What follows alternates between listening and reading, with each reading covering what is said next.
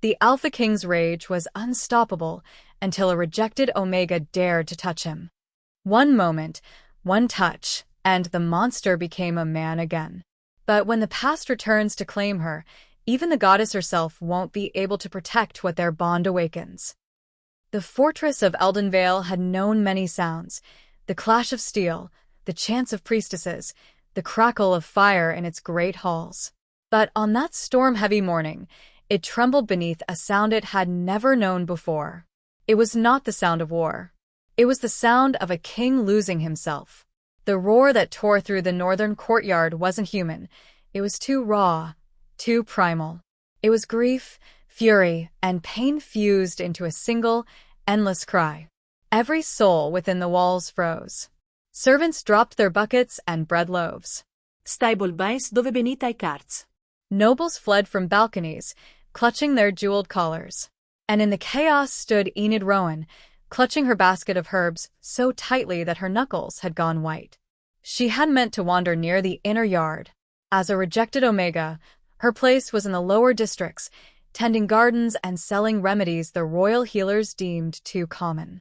But she had been delivering her weekly batch of silverleaf and poppyroot when the first roar had shaken the ground. Now, she could see him through the open archway, the Alpha King, chained to the ancient runestones like a captured god. King Carl Vaelric, ruler of Eldenvale and the last bloodline heir of the Moonblessed. They called him the Cursed Alpha, a man born with power so vast it burned through every restraint. When his temper flared, the air itself warped. No spell, no elixir, no council of sages had managed to subdue his rages for more than an hour. Some said he was no longer entirely a man, and Enid could see why. Chains thicker than her arm bound him to the stones. The air shimmered with enchantment, glowing runes etched along his skin like brands of light. But even the magic was failing. The sigils cracked. His strength bled through them. Blood dripped from his wrists as he pulled against the shackles. His eyes, once rumored to be silver-gray, now glowed the color of a dying sun. "Get back," barked a soldier, shoving Enid aside. The king's curse is breaking move. But she couldn't. She couldn't make herself leave. Something in her chest pulsed, not fear, not even pity, but a pull. A deep, aching instinct, like a thread tugging her forward. She'd felt it once before, years ago, on the night her pack cast her out. Back then, she had begged them to let her stay, to prove her worth. But the Firmclaw Alpha, cold-eyed and cruel, had burned his rejection mark into her wrist and said, "The pack has no use for the broken." The scar had never faded, until now. As Carl roared again, a faint heat stirred beneath her skin, right where that scar was.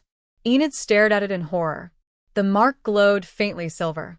"What?" she whispered. "What's happening?" Another shattering sound ripped through the courtyard, a chain snapping like thunder. Gasps erupted as the king surged forward, half-bound, half-free, his power flooding the air in waves that made the stones tremble. Guards lifted crossbows. Mages raised glowing wards. "Bring the High Seer," someone screamed. "The Seer's dead," another answered. "He'll tear the castle apart." And then, without knowing why, Enid moved. Her body acted before her mind could stop it. One heartbeat she was frozen. The next, she was running toward the raging Alpha. Guards tried to block her path, but something in the air shifted around her, a whisper of energy that made them falter and step aside. She crossed the runestone boundary, and the world changed. The magic that had restrained the king lashed at her like wind, but didn't harm her. Instead, it bent, almost as if it recognized her. Carl's head snapped toward her. His lips pulled back in a snarl, teeth bared, muscles coiled. "Stop," someone shouted behind her. "He'll kill you." But Enid didn't stop. Her heart pounded. Every instinct screamed to run. And yet, she walked forward, slowly, carefully, until she stood just a few paces from him. His eyes locked on her, molten and wild. The air hummed with danger. "Carl," she whispered, though she'd never dared speak a king's name aloud. He lunged. Gasps rang out. Someone screamed, But before claws or teeth met flesh, Enid lifted her trembling hand and pressed it against his chest, right over his heart. And everything stopped. The magic halted mid-crackle. The red faded from his eyes. The wind stilled. Even the guards, mid-motion, seemed frozen. Enid's breath hitched. Beneath her palm, his heart hammered, then slowed. Slowed again. Matched hers. The warmth spreading between them wasn't painful. It was soft, steady, like light filtering through fog. Carl's body shook once. Then twice. And then he dropped to one knee before her. When he looked up, the madness was gone. His eyes were silver again, stormy, human, filled with stunned awareness. "What have you done?" he whispered. Enid could barely breathe. I don't know." Silence spread like a tide. Then the king reached up, gently took her wrist in his enormous hand, and said in a voice rough with awe, "Don't let go." The courtyard remained eerily still, as though the entire fortress held its breath. Even the ever-present northern wind seemed frozen mid-gust, its chill forgotten. King Carl Valeric, the untamable alpha whose fury had leveled armies, now knelt before a trembling Omega whose name he didn't even know. His chains hung loose, clinking faintly, and the red fire in his eyes was gone, replaced by astonishment, exhaustion, and something deeper. Enid's pulse thudded painfully in her ears. Every rational part of her screamed to run, to disappear before the king's composure snapped again. But the warmth still flowed where their skin touched. It soothed the edges of fear, dulled the sharpness of terror, until she could only stand there, suspended between instinct and awe. "Your Majesty," came a quavering voice. One of the royal mages edged forward, clutching a staff carved with sigils. "You mustn't. Whatever she's done, it could be dangerous." Carl turned his head slightly, and the mage instantly dropped to one knee. Even weakened, the king's authority pressed against the air like thunder before a storm. "Stand down," he commanded, voice low but absolute. "No one touches her. But sire." "No one," Carl repeated. His silver eyes flicked back to Enid's face. "She stays." The guards exchanged uncertain glances. Enid, heart still racing, whispered, "Please let me go. I shouldn't be here." "You should," Carl interrupted, rising slowly to his full height. His shadow fell over her, tall and broad, his presence filling the courtyard the way a mountain fills the horizon. But his expression was no longer violent. He looked human again, tired, curious, and something else, reverent. He touched his chest where her hand had been moments before. "When you touched me, the rage vanished," he said, more to himself than to her. "It's been years since I've felt quiet." A murmur rippled through the onlookers. "Impossible," one guard muttered. "The curse doesn't fade. It consumes." Carl ignored them. His gaze traced the faint glow on her wrist. "What's that?" Enid followed his eyes and froze. The scar of rejection, that ugly burn symbol the Fernclaw Alpha had branded into her skin, was no longer dull and gray. It shimmered faintly silver, lines shifting like moonlight on water. "I don't know," she stammered. It's never done this before." Lord Marov, the king's aged advisor, pushed his way forward, clutching the folds of his robe. His eyes narrowed at Enid. "Your Majesty, this is sorcery. Some trick." "Enough." Carl's voice silenced him instantly. "If it were sorcery, I'd feel it. This," he gestured between himself and Enid, "is something else." The old man's lips thinned. "She's a rejected Omega, Your Majesty. A commoner. If word spreads that you've—" "Say another word about her rank," Carl growled softly, "and I will silence you myself." The courtyard fell dead silent. Even the torches along the walls seemed to bow lower. Enid stared at him, wide-eyed. "He's defending me." Carl looked back at her. His expression softened. "What's your name?" "Enid," she said, barely a whisper. "Enid," he repeated slowly, tasting the name like something rare. "Enid what?" Rowan. "I'm from Fernclaw territory." Or, "I was." Her throat tightened. "They cast me out." Carl's jaw clenched. Then they're fools. They threw away a blessing. Your Majesty, Merov said sharply, you don't know what she is. The curse may have quieted, but… Carl turned, his silver gaze flashing with sudden fire. I know this. When she touched me, I saw the moon again. That silenced even Merov. The statement wasn't poetic, it was literal. For years, whenever Carl succumbed to his fury, his world went black and red. The curse consumed every sense, every thread of sanity. But now, for the first time, there was clarity. Enid stepped back, shaken by the weight of all the eyes on her. Please, she whispered. I don't want trouble. I just came to deliver herbs. You brought more than herbs, Carl said softly. Her heart stumbled. She didn't know how to respond. The king extended a hand, not as a command, but an offering. Come with me. Enid blinked. What? Until I understand what happened, you'll stay in the royal wing. You'll be protected there. Protected. The word struck her like a forgotten melody. No one had ever said it to her. I can't, she murmured. I'm not allowed. I'm the one who decides what's allowed. His tone was gentle but immovable. You saved my life, Enid Rowan.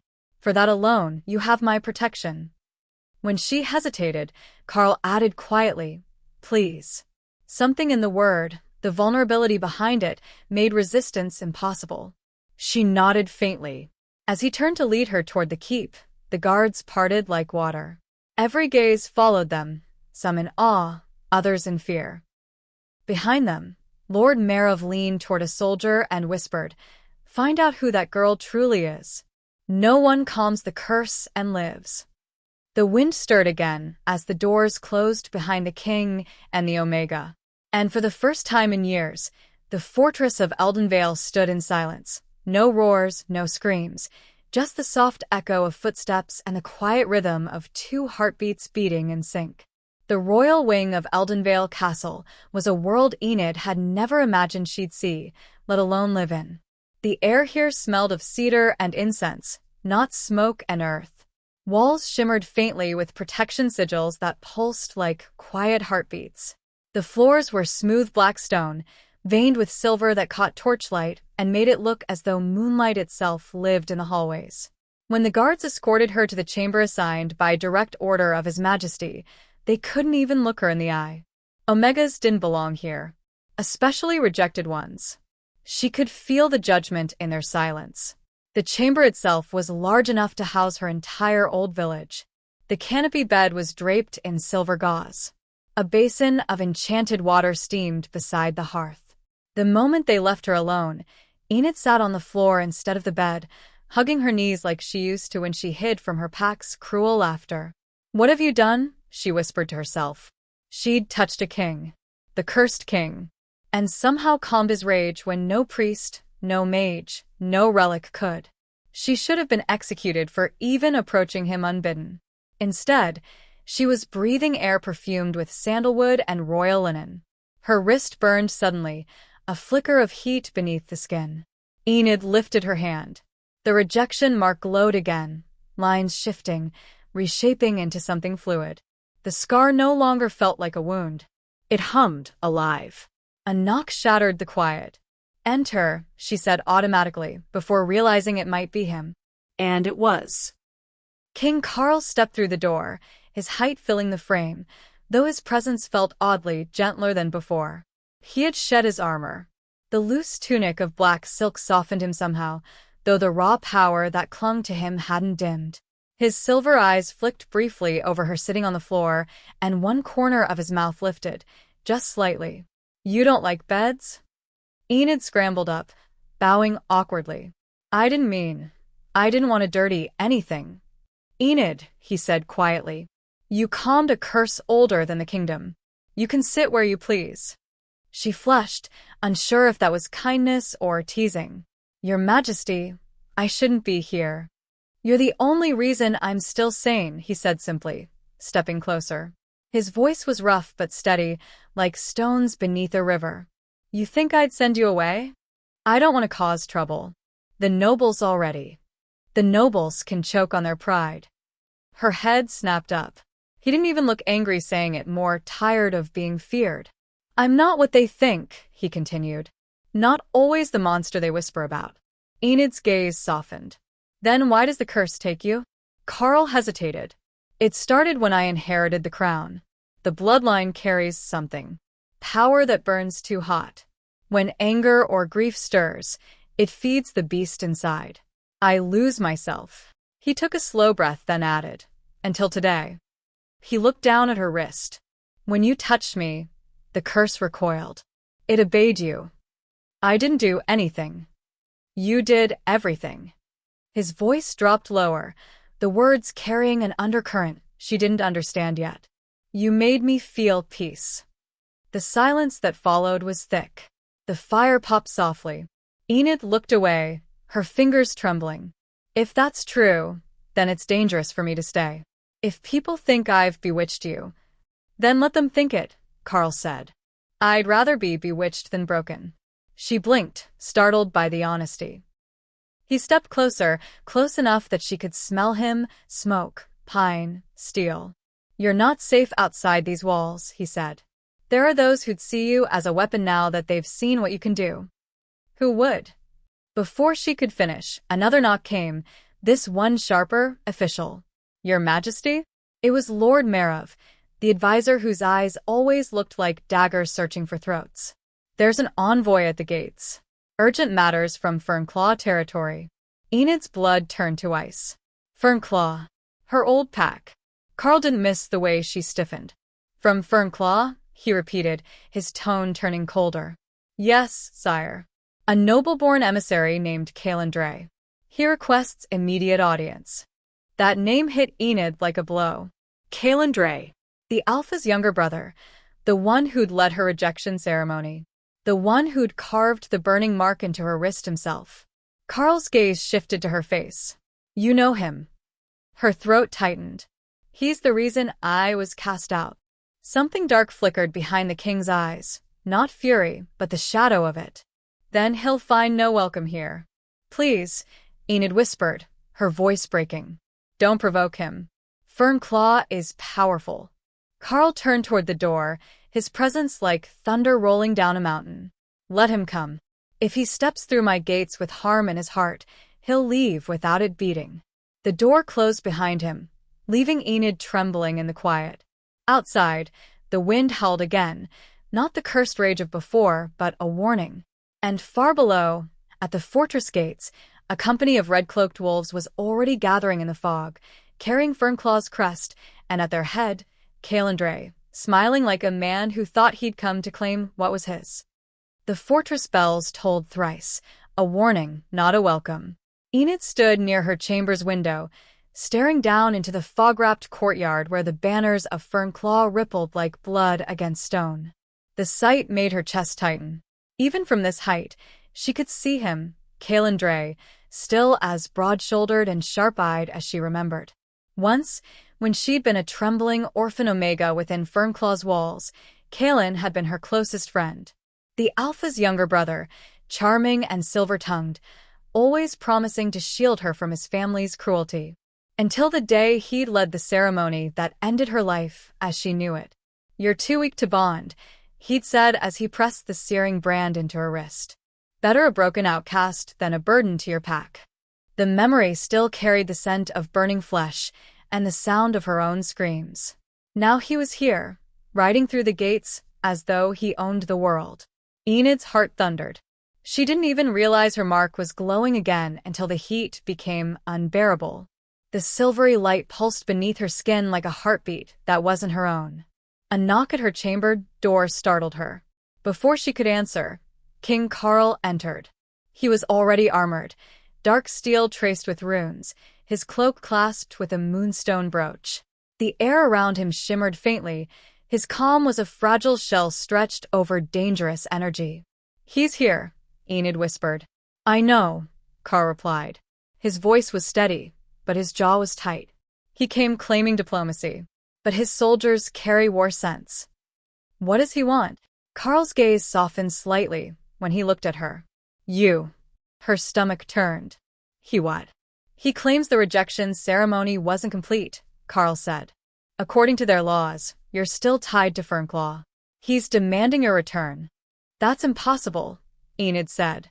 He branded me. Cast me out in front of the whole pack. Carl nodded slowly. And yet, here he stands insisting you belong to him.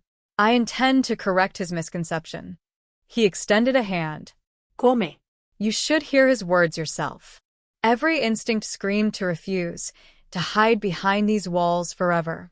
But something in Carl's tone, unyielding yet protective, steadied her trembling limbs. She took his hand. The guards at the great hall doors opened them wide.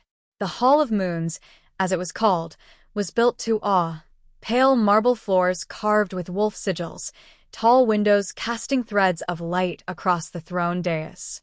But even this sanctum felt colder with Fernclaw warriors standing in its midst, their crimson cloaks dripping fog. At their head, Calen Dray smiled when he saw Enid enter beside the king. "Ah," he said smoothly, bowing low but without sincerity. "So it's true. The cursed Alpha has tamed his madness with a castaway Omega." Carl's eyes hardened. "Choose your next words with care." Calen only smirked. "I mean no disrespect, Your Majesty. I merely come to reclaim what was lost." "You can't reclaim what you discarded," Enid said, her voice barely above a whisper, but the echo carried through the hall like wind through glass. Calen turned that smile on her, the one she remembered too well, polished, venomous. "Little Enid, you look well. Power suits you." She flinched at the familiarity in his tone. Carl noticed and took a half-step closer to her. His presence pressed against the room like a storm cloud gathering. "State your purpose," he said flatly. Calen held up a scroll, sealed in Fernclaw crimson.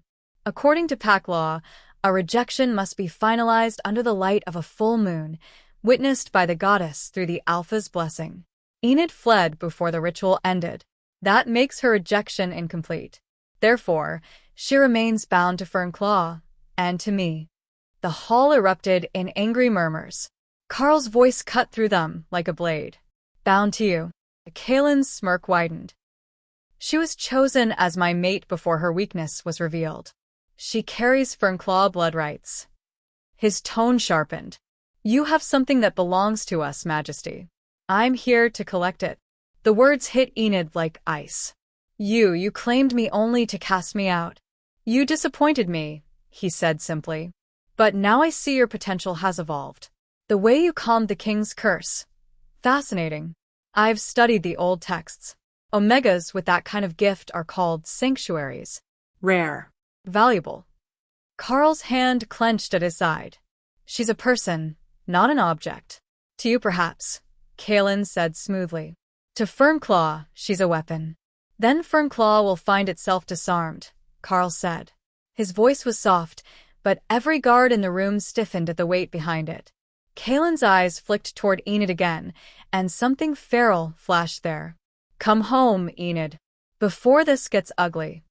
She shook her head, her pulse loud in her ears. That place was never home. Calen chuckled, but his composure was cracking. "You forget, little one, your power stems from the rejection I gave you. That mark, my mark, made you what you are."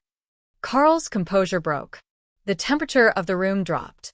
The torches guttered as the king's power surged, not in fury, but in deadly calm. "You burned your claim into her flesh. That act alone forfeited your right to her. You carved your own damnation." The guards instinctively backed away from the rising tension. The air between the two alphas shimmered with invisible pressure, raw dominance clashing like unseen lightning. Calen's smirk faltered for the first time. Careful, Majesty. "You wouldn't want to lose control again in front of your people.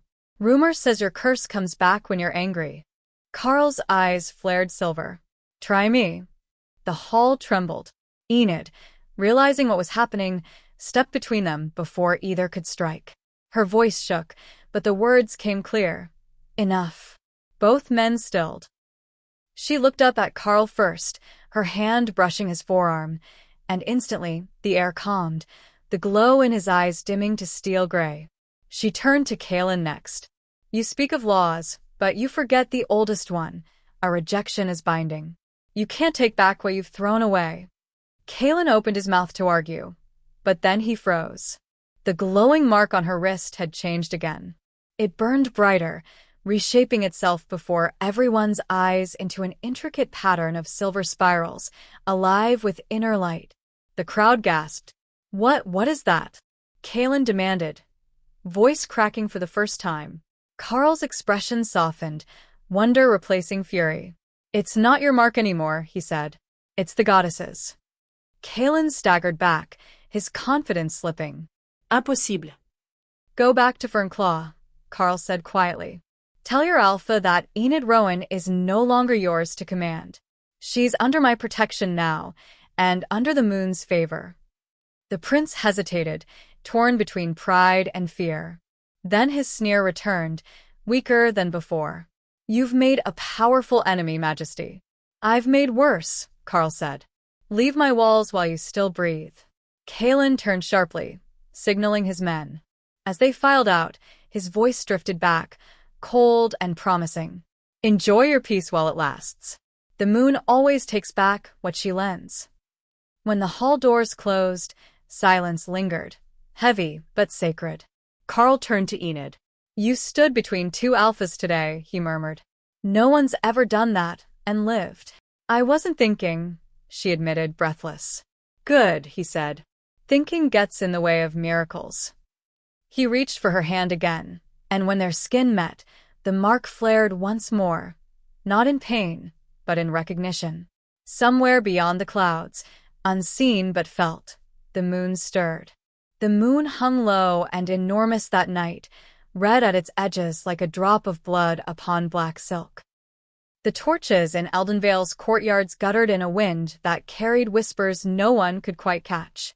From the royal wing's highest balcony, Enid watched the world hold its breath again. The confrontation in the throne hall had left her hollow. Kalen's words kept looping in her mind.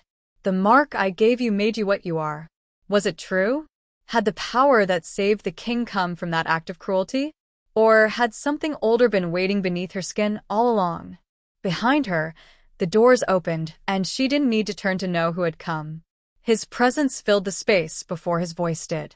You should be asleep, Carl said. She smiled faintly without looking back. You should be ruling a kingdom instead of pacing your own halls like a restless wolf. He chuckled, the sound low and human. Touché. When he stepped beside her, moonlight silvered the edges of his dark hair and armor. For the first time, he looked less like a legend and more like a man weary, wounded, but still standing. I sent riders to shadow the Fernclaw envoy, he said after a moment. They're moving faster than expected. Kalen won't give up easily.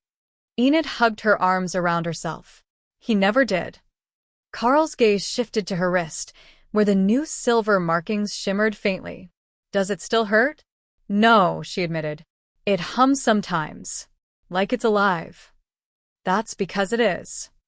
She turned to face him. What do you mean? Carl hesitated, as if weighing whether to tell her. Then he said, I had the court seers study the runes that appeared when your mark changed. They match ancient sigils buried in the moon archives, symbols of bond and balance. They called it the Sanctum Mark. Enid frowned. I've never heard of it. No one living has, Carl said. The last bearer existed 5 centuries ago. The chronicles describe her as the Peace Weaver, a being born to calm the madness of the cursed bloodline. Without her, the realm nearly tore itself apart. You think I'm her? I think the goddess never sends the same miracle twice, Carl said softly. She reshapes it each time. Different face, same light. Enid shook her head.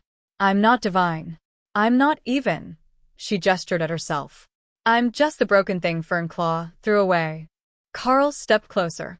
The wind pulled at his cloak, carrying his scent, clean steel and smoke. Broken things can cut the deepest, he murmured. And I think the goddess uses cracks to let light through. Something fluttered in Enid's chest that had nothing to do with fear. He leaned closer, lowering his voice. But there's something I haven't told anyone else. Since you touched me, the curse changed. Her eyes widened. Changed how? The rage isn't gone. It's quiet, but it moves differently. It feels aware, as if it's waiting. For what? I don't know. His jaw clenched. When Kaelin challenged me, I could feel it rising, trying to break free, but it stopped when you touched me. It listens to you. Enid stared out at the horizon where the moonlight turned the river into a silver blade. That's not how curses work. No, Carl said. That's how bonds work. Before she could answer, the air shimmered. The torches flickered out, plunging the balcony into sudden cold darkness. Then a voice, soft as breath, clear as a bell, whispered through the air. Child of moonlight, the hour of reckoning comes. The blood and the bond will be tested beneath the next rise. Both of them froze. Enid's skin prickled as if the moonlight itself had turned to fingers tracing her spine. Did you hear that? Carl's expression hardened. The prophecy. What prophecy? The one every cursed king is taught as a child. His voice dropped lower. It speaks of the time when the beast within would meet its mirror, the one who can unmake or remake it. If they fail to balance, the curse consumes both. The moonlight around them pulsed brighter. A gust of cold wind swept across the balcony, and Enid gasped as her wrist flared, silver-white and searing. She stumbled, clutching the railing. Images flashed behind her eyes, a battlefield under a crimson moon, wolves tearing through shadow, Carl's voice shouting her name, then darkness swallowing everything. Enid! Carl caught her before she fell. What did you see? I don't know. Her breath came in gasps. Fire. Blood. You, chained again. And something else, something wearing your face, but not you. Carl's grip tightened. The curse. When she opened her eyes, the markings on her wrist had spread, delicate lines crawling up her arm toward her heart. Carl stared at them grimly. It's binding itself to you. Is that bad? I don't know, he admitted. But if the prophecy is true, then the goddess is forcing the bond to awaken before its time. Thunder rolled somewhere beyond the mountains, though the sky was clear. Enid looked up at him, fear and resolve mingling in her voice. Then we'll have to learn what it means before the next moonrise. Carl nodded slowly, but his eyes never left hers. Whatever comes, he said, you don't face it alone. Below them, unseen in the dark, a lone rider galloped through the gate, one of Kaelin's scouts, carrying a message sealed with Fernclaw's crimson wax. Its contents were simple. At moonrise, the blood duel begins. The king's curse will be his downfall. The Omega will return to Fernclaw, or die with him. As the messenger vanished into the night, the moon above Elden Vale turned from silver to blood, and the curse began to wake again. By dawn, the entire fortress was a frenzy of preparation. Horns blared from the eastern watchtowers, calling soldiers to the walls. Word spread faster than wildfire. Fernclaw's army was marching, 10,000 wolves under crimson banners, their war drums echoing across the valley. Enid stood at the edge of the ramparts beside Carl, the wind tugging her cloak as she gazed down at the distant glow of torchlines weaving through the trees. They're really coming, she whispered. Carl's face was unreadable. Kaelin means to provoke a blood moon war. The duel he demanded wasn't about honor. It was bait, to pull us into chaos before I could understand what you are. She glanced at him, her pulse uneven. And, do you? He turned to her, silver eyes catching the early sun like mirrors. I know you're the only thing keeping me human. Enid wanted to argue, to say that wasn't true, that he was stronger than any curse. But the truth lived in his gaze. Beneath the calm, something restless stirred, the beast pacing inside its cage. Below them, the garrison captains barked orders, filling cauldrons with molten silver, arming the archers with moon-tipped arrows. The tension was thick enough to taste. Your Majesty, called General Oren, a scarred beta who had served 3 kings. Scouts report the Fernclaw lines have stopped at the river crossing. They're setting up siege towers. Then they mean to take us by force, Carl said, voice low and steady. Oren hesitated, glancing at Enid. Forgive me, sire, but there's talk among the men. They say the Omega's presence stirs the curse. Some believe she's the reason Fernclaw comes at all. Carl's head snapped toward him, eyes flashing. And, do you believe it, General? Oren paled but held his ground. I believe she calmed you once, sire. But curses hunger for balance. If she's your peace, she may also be your undoing. The silence that followed was sharp as a blade. Then Enid spoke softly. He's not wrong. Carl turned to her, startled. She met his gaze squarely. Kaelin isn't just here for revenge. He said I was his creation. That my rejection, the pain he caused me, was the key to unlocking this power. Maybe the curse is tied to that. Carl's jaw tightened. Then we cut that tie. How? By ending him. Enid flinched. If you kill him, the curse could. I don't care, Carl growled, and for a heartbeat, his voice wasn't entirely his own. It was deeper, rougher, threaded with something feral. The wind seemed to pulse with it. Carl, she said quietly, you're losing control. He blinked, and the wild gleam faded, replaced by shame. I can feel it clawing again. The closer the blood moon rises, the thinner the walls between us. Then let me help, Enid said, stepping closer. He shook his head. Every time you use your power, the mark spreads. It's consuming you too.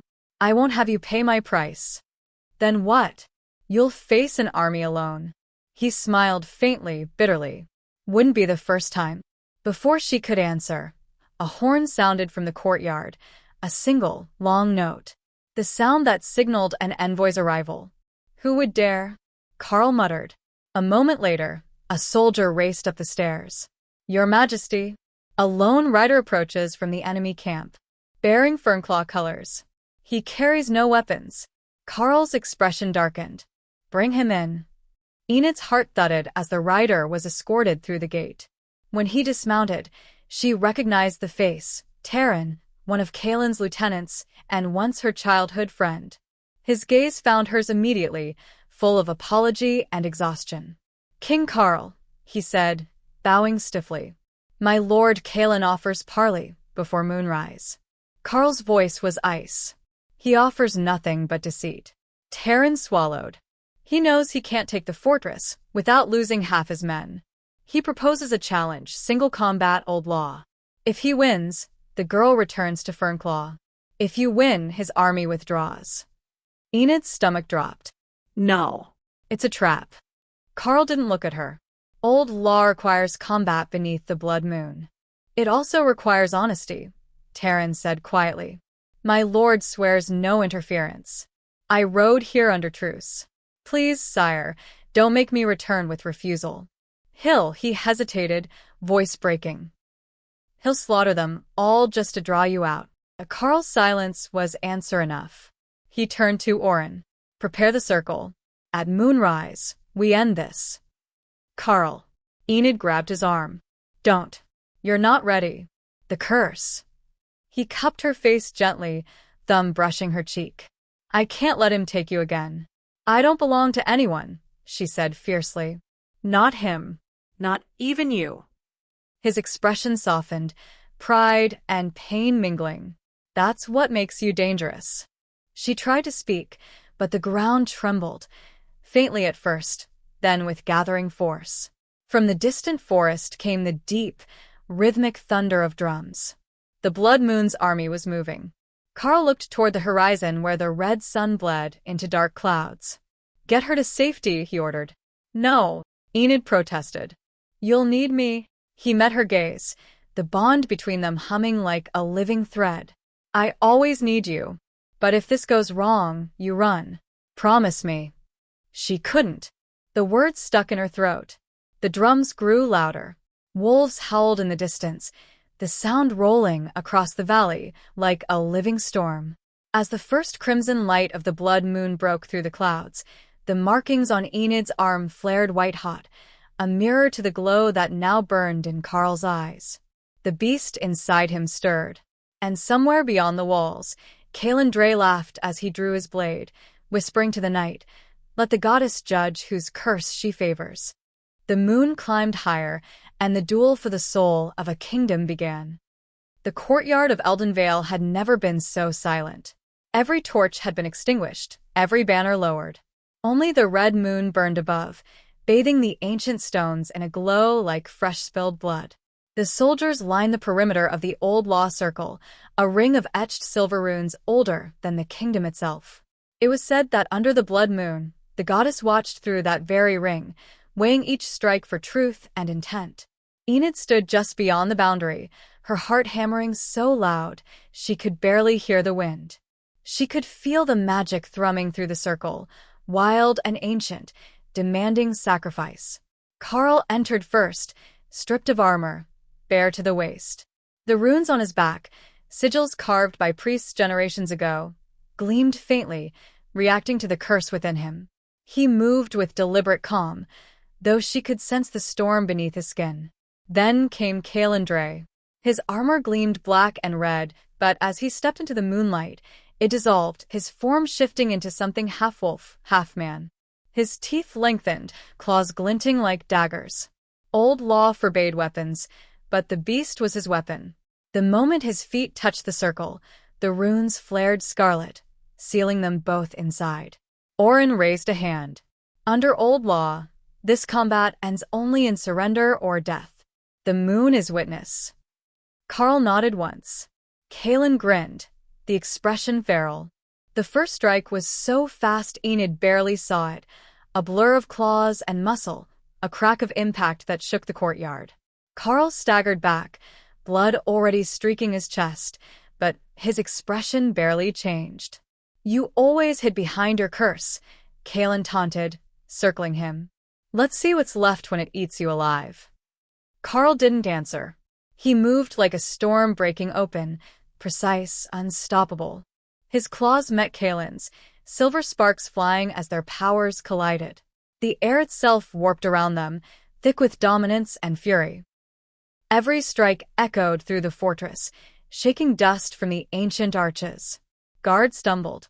Wolves in both camps whimpered under the sheer force of the Alpha's rage. Enid gripped the railing until her knuckles ached. Each pulse of their fight resonated with her mark. She could feel Carl's heartbeat through it, erratic, burning hotter with every blow. The curse was feeding on the combat. Caelan saw it too. "You feel that, Majesty? She's tethered to you now. Every surge of your fury feeds the bond. You'll drag her down with you." Carl's growl shook the stones. "You won't touch her." He lunged, catching Caelan across the throat. The strike should have ended it, but Caelan only laughed through blood. "You don't even know what she is, do you?" Carl froze, confusion flashing across his face.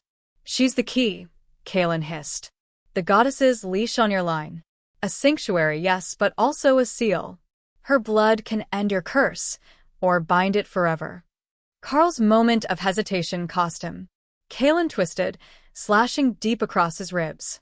The king roared, his blood hitting the ground in silver streaks that smoked against the stone. The runes flared brighter. The curse was waking fully now. Enid stepped forward before she could think. "Carl." The sound of her voice drew both their eyes, and for one fragile heartbeat, everything stopped. Carl's eyes, once steel, were now molten red. The beast had taken hold. "Stay back," he rasped, but his voice was layered, one part human, one part something ancient and monstrous. "Please, Enid, I can't." His body convulsed. His skin shimmered with a dark energy that crawled across his veins like living shadow. Caelan grinned in triumph. "There it is." The cursed king revealed. He rushed forward, claws poised for the killing blow, but before they could connect, Enid moved. She stepped straight into the circle. The runes flared white-hot, recognizing her presence, and for a moment the magic of the old law faltered. "Enid, no!" Orin shouted. "You can enter." But she already had. The ancient power wrapped around her like a living wind, lifting her hair, pulling the silver from her veins into light. Caelan's claws struck and met an invisible barrier. His snarl turned into confusion. "What? What are you doing?" Enid's voice echoed, layered like a chorus. "Ending this." She turned to Carl. He was half-shifted now, a creature of rage and sorrow. "Carl, listen to me." The beast within him recoiled, snarling, but she didn't stop. She walked closer, the light from her mark spreading over her whole body until she shone like moonfire. "This isn't you," she whispered. "It's what they made you. What he made me." The curse lashed out. Wind howled, ripping through the courtyard. Guards fell to their knees, choking on the power radiating from the circle. But Enid kept walking. Every step left glowing footprints on the stone. When she reached him, she pressed her palms against his chest, right over his heart. "Come back," she whispered. "Please." For a heartbeat, nothing happened. Then his body jerked. His claws retracted. The shadows around him flickered. Enid closed her eyes, pushing every ounce of energy she had into the bond between them. The curse screamed, a sound that wasn't sound, that tore through the night like the cry of something being exorcised. Then silence. When she opened her eyes, Carl was kneeling before her, human again, his hands shaking where they gripped her wrists. "Enid," he rasped. "You shouldn't have." A shout cut him off. Kaelin, bleeding and wild, lunged with a roar. "You'll die together, then." He plunged his claws toward her back, but Carl moved faster. He intercepted the strike, driving his own claws into Kaelin's chest. The two alphas collided in a burst of red and silver light. The force of it knocked Enid off her feet. When the light cleared, Carl was on his knees, and Kaelin lay motionless, the blood moon's glow dimming over him. The duel was over. The soldiers stared in stunned silence as the runes faded, releasing the circle's power. Carl rose slowly, his eyes once more their natural gray. But his breathing was ragged. The wound across his ribs was glowing faintly, pulsing in time with the mark on Enid's arm. "Carl," she whispered, running to him. "You're hurt." He caught her hand. "No," he said softly. "We're bound. Whatever happens to me now happens to you." She felt it then, a faint burn spreading from where their skin met. The goddess's will was not yet finished. And far beyond the fortress, unseen, the blood moon flickered like a dying ember, as if the heavens themselves were holding their breath for what would come next. The morning after the duel, the sun never truly rose. A bruised light spread across the sky, thick with cloud and ash, as if the world itself was uncertain whether to dawn or die. Within Eldenvale's great hall, silence reigned. Kaelin's body had been carried away, but the stench of blood and burned magic lingered. The victory should have brought relief. Instead, it brought dread. Carl lay upon the stone dais where the healers had gathered, his skin fever-hot and pale beneath the sheen of sweat. The gash across his ribs glowed with the same silver fire that marked Enid's wrist. Every time his pulse fluttered, her mark answered. "Your Majesty," said the royal physician, voice trembling, "whatever curse burns in his blood, it's feeding on the bond itself. If we sever it, he dies. If we don't, you both will." Enid barely heard him. She sat beside Carl's bed, holding his hand, her own energy flickering like a dying flame. Every breath he drew, she felt. Every wince of pain rippled through her chest. "This isn't how it ends," she whispered. "Not like this." Carl's eyes cracked open, barely. "You stopped me," he rasped, his voice hoarse but threaded with awe. "The curse obeyed you." "It's killing you," she said fiercely. "I won't let it." A shadow crossed his features, part smile, part sorrow. "You sound like me." She brushed damp hair from his forehead. "I learned from the best." For a moment, they were just two people, no curse, no prophecy, no thrones. Then the ground trembled. It began as a low hum, spreading through the stones beneath them, rising until the air itself vibrated. The torches dimmed, their flames bending toward the throne dais. "The goddess," whispered a priest. The moon sigil carved into the hall's ceiling began to glow, silver light spilling down like liquid mist. From it, a figure emerged, tall, cloaked in starlight, her face both wolf and woman, beautiful and terrible beyond comprehension. Every person in the hall dropped to their knees. Even the air seemed to bow. Enid alone could not move. The goddess's eyes, vast and ancient, turned to her. Child of pain and purpose, The voice rang out, not heard but felt. You have unbound what was meant to remain chained. Enid's voice trembled. Please, if you're truly the Moon Mother, then help him. He's dying. The goddess looked to Carl. He carries my curse, a gift turned rotten by greed and pride. Each generation's king bears the rage of his forebears until balance is restored. Enid stood, defiance trembling beneath her fear. Then let me restore it. You said I was born a sanctuary. Let me finish what you started. A faint smile curved the goddess's lips. Sanctuary, yes, but not only that. You are luminary, the bridge between fury and peace. Your touch can heal, but your heart can judge. The balance demands choice. Choice. You cannot both save him and keep him bound. The curse is tied to his soul, and now to yours.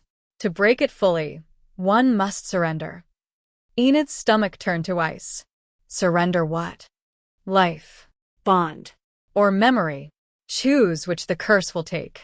The words hit like a blow. She looked down at Carl. His eyes were open now, dazed but lucid enough to understand. No, he said weakly. You won't make that choice. I'll bear it. Enid shook her head violently. You've borne it for centuries. It's my turn. Enid. But she was already kneeling before the goddess's light. If it must be done, then take what's mine. My life, my mark, anything to free him. The goddess's expression did not change. Self-sacrifice is easy for those who love. True balance requires a harder offering. What do you mean? To free him without your death, you must surrender the memory of your love. All moments shared, all bonds forged. Your souls will forget each other's touch. The curse will fade, but so will your hearts. Enid's breath caught. The thought of a world without him, of passing him in the halls as a stranger, tore something raw inside her. Carl reached for her hand, gripping it tight. No. Not like that. If I die knowing you love me, I've already won. Tears welled in her eyes. Don't make me live without you. Better that, he whispered, than to die knowing I doomed you. The goddess's light swelled, pressing against them like a tide. Decide quickly. The curse feeds on hesitation. Enid's heart splintered. She could feel the bond trembling, fracturing. The curse inside Carl was clawing for dominance, pulling at her through the mark like a riptide. She pressed his hand to her heart. I won't forget you, she whispered, even if my mind does. Carl's eyes shimmered with tears that caught the moonlight like stars. Then promise me this, if the world resets, and we meet again, touch my hand. I promise. The goddess raised her hand, light blooming between her fingers. The hall filled with wind and silence. Then so it shall be. The moment the light struck them, pain flared, searing, endless. Enid gasped as every memory of him was ripped from her mind. The first touch, the courtyard, his smile beneath moonlight. She clung to one last image, his face whispering her name, before even that dissolved. Carl cried out her name as she crumpled, but his voice faded beneath the roar of magic. His wound stopped glowing. The curse burned away, leaving only silver scars. When the light dimmed, Carl was whole again. Alive. Freed. And Enid lay still in his arms, her expression peaceful, her mark nothing more than faint silver dust.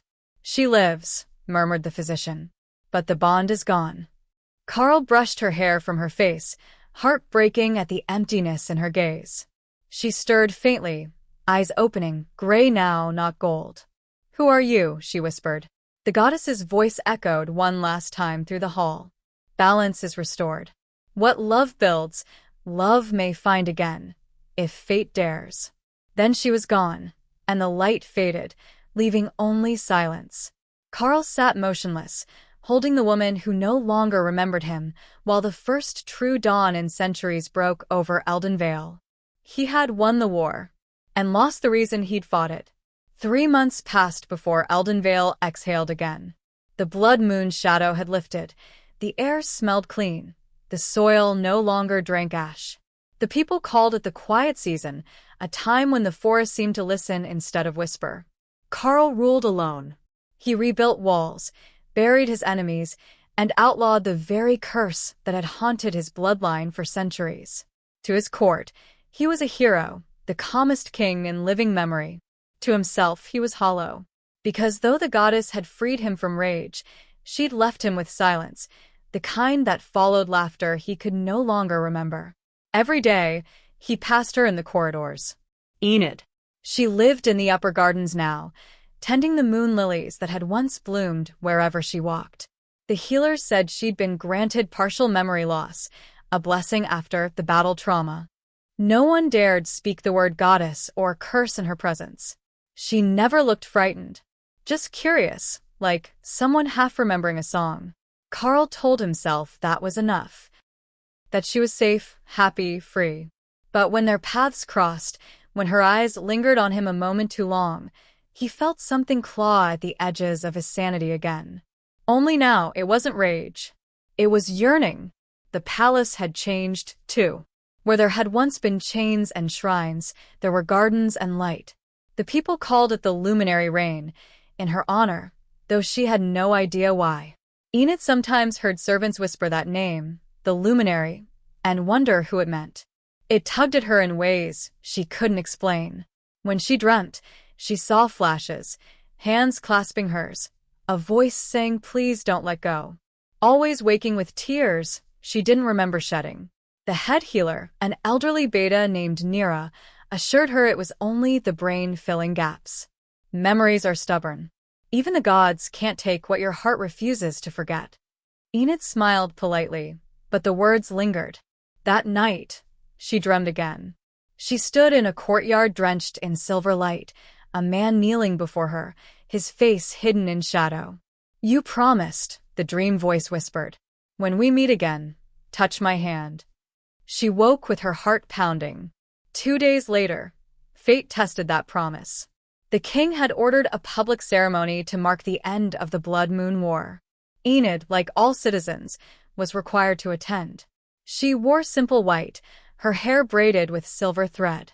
The square below the palace steps was overflowing, merchants, soldiers, children perched on rooftops.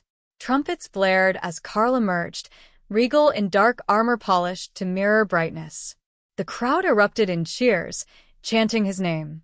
Enid watched from the lower terrace, the sound of the crowd muffled by the roaring in her ears. Something about the way he carried himself, tall, steady, shoulders slightly tense beneath calm, struck her like déjà vu. And when he spoke, her breath caught. His voice, deep, steady, threaded with quiet authority. "People of Eldenvale," he said, "we stand not in conquest but in peace. The goddess has freed this land from its chains. May we never forget what her mercy cost." The crowd fell silent. The words were ritual, but his tone trembled on the last syllable as if he spoke through pain. Carl's gaze lifted and found hers. For a heartbeat, time forgot how to move. She didn't blink. Neither did he. He had seen that expression before: confusion, fear, recognition. Like a soul standing at the edge of a memory too bright to name. Without realizing it, Enid stepped forward. Her hand brushed the iron railing of the terrace. A jolt ran through her arm, faint but undeniable. Carl's breath hitched. From the distance, he couldn't reach her, but something ancient between them did. The bond. Dormant, not dead. The moment stretched until someone called her name. Enid, breaking the trance. She turned away, stumbling as the world rushed back. Carl almost leapt down the steps. Oren's hand on his shoulder stopped him. "Majesty. Not here." The king's jaw tightened, but he didn't argue. Not here, not yet. That evening, the palace hummed with celebration. Music echoed from the grand halls. Dancers moved through lamplight. But Carl slipped away from the feast, wandering the moonlit gardens where the luminaries, pale blossoms born from her power, glowed faintly in the dark. He found her there, exactly where he knew she'd be. Kneeling in the grass, hands in the soil, moonlight tangled in her hair. "Beautiful night," he said quietly. She startled, then smiled faintly. "Your Majesty. Forgive me, I didn't hear you."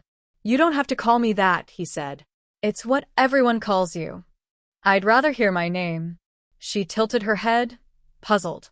Carl. Something inside him cracked. He hadn't heard her say his name in months.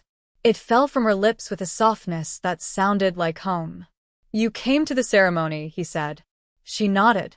I wanted to thank you for ending the war. For protecting us. He hesitated. And, do you remember anything else? She frowned slightly.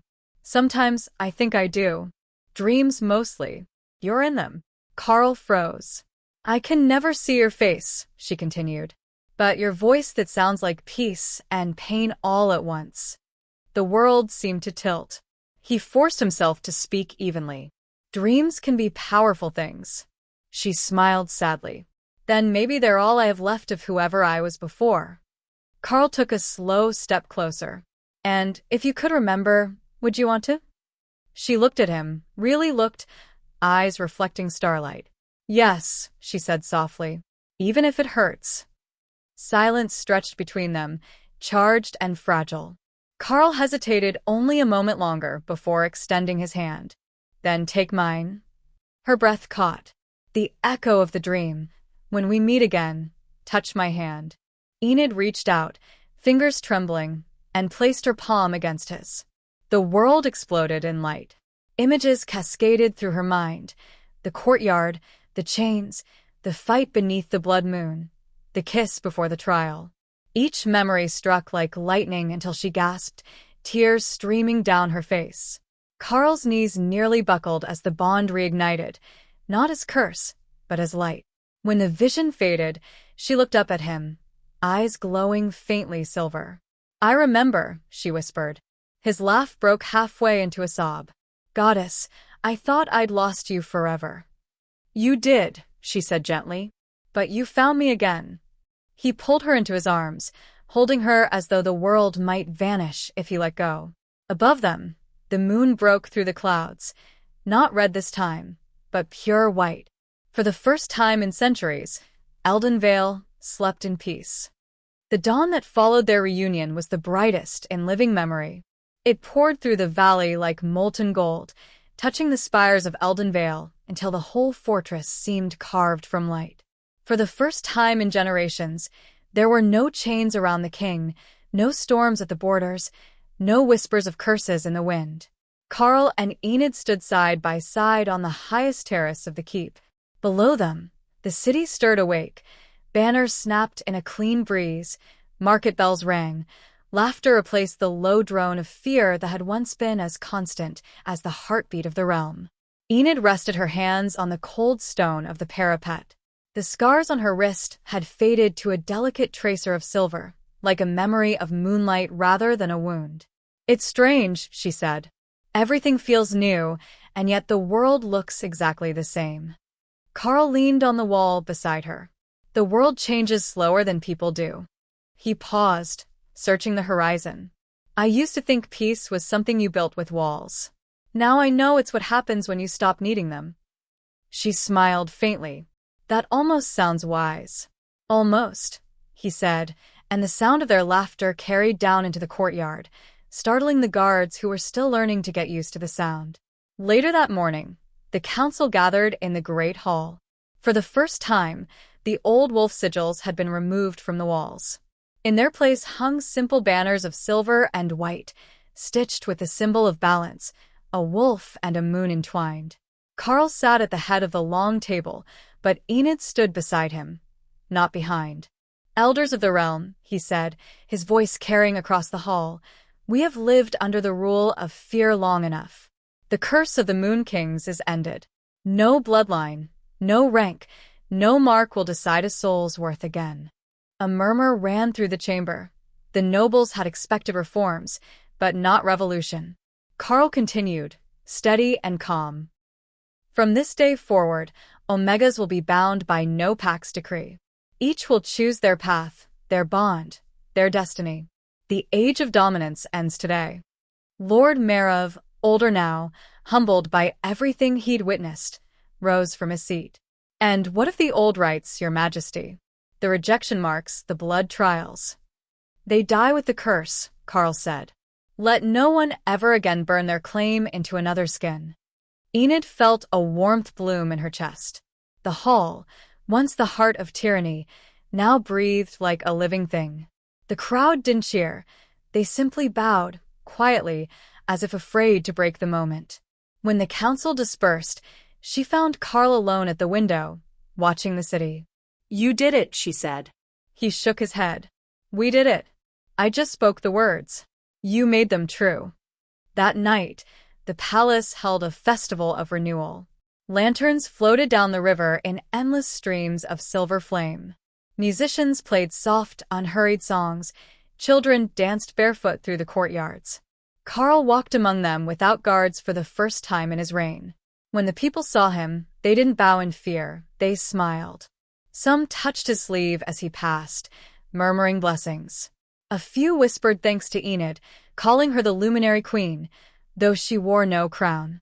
Under a canopy of lights, she found him sitting on the steps where they'd first met, the same stones where the curse had ended. He was watching the sky. You still brood like a king, she teased gently. He glanced over. I was thinking about the prophecy.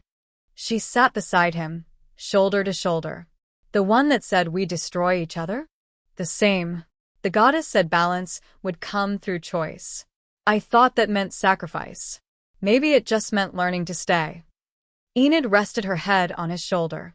Then stay, Carl. With me. He turned to her. Always. The noise of the festival faded. The air smelled of jasmine and wood smoke. Somewhere, a flute carried a note so pure it seemed to pierce the night. Carl tilted her chin up and kissed her softly, not as a king claiming anything, but as a man promising something quiet and certain. The bond between them thrummed once, not as curse or magic, but as a heartbeat echoing in two bodies. Above them, the moon rose full and white. Its light touched the towers, the gardens, the city walls, and finally their joined hands. For a brief moment, the goddess's voice whispered through the wind, so faint only they could hear it. Love remembered is love eternal. Weeks later, Enid walked again among the villagers where her old life had ended. The ruins of Fernclaw had become fields of flowers. The people she once feared now called her Mother of Mercy. She knelt among the blossoms, pressed her palms to the soil, and felt life hum beneath her touch. Carl joined her, dressed simply in travel leathers, no crown, no sigils. He crouched beside her and said, "The earth remembers, even when we don't." She smiled. "So, do hearts." He looked at her then, the way he always did when words failed, and for a moment the world stilled. There were no titles, no curses, no gods, only two souls who had found each other again and again, no matter how many times they were torn apart. When they returned to Eldenvale, the night sky was clear. The stars stretched endlessly above, and the moon, gentle, luminous, watched over them both. The kingdom slept without fear. The curse was gone, the balance restored. And as dawn crept over the horizon, painting the world in silver and gold, Enid whispered, half to herself, half to the morning air. Once, I calmed a king's rage. Now he quiets my heart. Carl laughed softly. Then the goddess got her balance after all. They stood together as the first light of the luminary age crowned the valley, hand in hand, two souls bound not by destiny or decree, but by choice. And far above, unseen but smiling, the goddess let the world rest. And so the cursed king found peace, not through battle or blood, but through the one soul brave enough to touch his darkness and call him home. Enid and Carl's story reminds us, sometimes love isn't about saving someone from the storm. It's about standing in it until the storm remembers how to calm itself. If this tale moved you, if you felt the weight of their curse, the spark of their bond, don't let it end here. Subscribe for more dark fantasy love stories where cursed hearts, forgotten promises, and impossible destinies still find their way back to the light. Because in every shadowed world, love always leaves a trace.